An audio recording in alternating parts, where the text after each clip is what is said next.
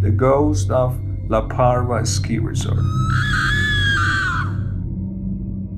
Throughout Latin America, you'll hear variations of the story of La Llorona, or the Wailing Woman. Sometimes she's lost her husband, sometimes she's lost her children, sometimes it's both.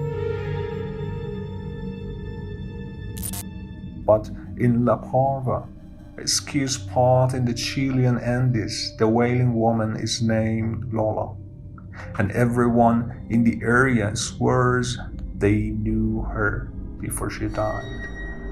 A local restaurant owner said he dated her.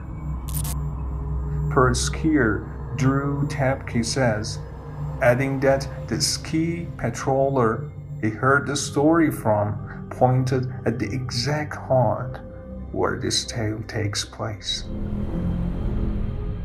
The story starts on a nice day in peak ski season.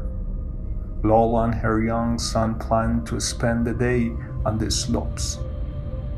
As can happen in the Andes, a thick fog rose up from the valley, which often precedes the arrival of a real storm.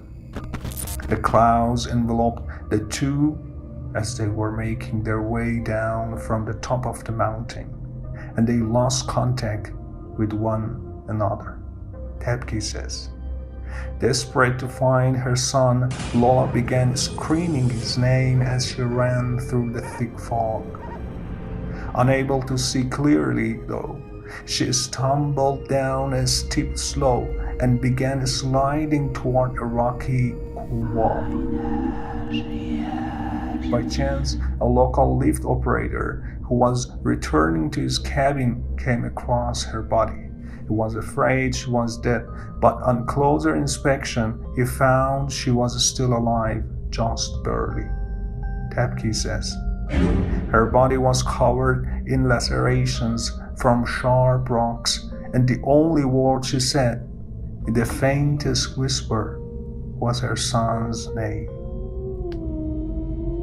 The lift operator worked to carefully pull her body to his cabin, which was just up the hill.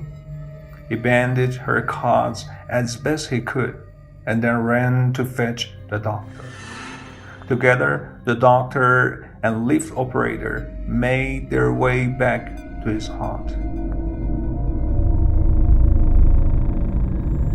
The fog hanging thickly in the air. When they arrived, though, the bed was empty. Just the bloody sheets remained.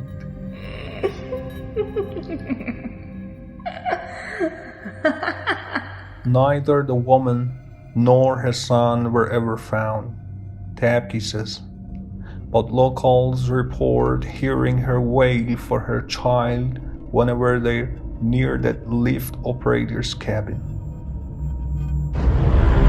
And here's the thing, Tapke does not believe in ghosts.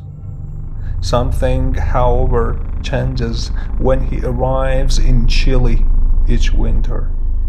Maybe it's the fact that from La Parva you can see up to Cerro El Plomo, an Incan child sacrifice site.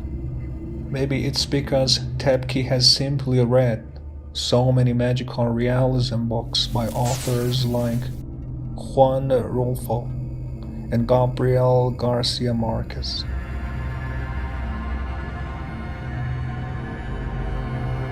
But sitting alone in his cabin in Andes, with the wind weeping and the candles flickering, he swears that every now and then he just can't tell if what he's hearing is a woman or the wind.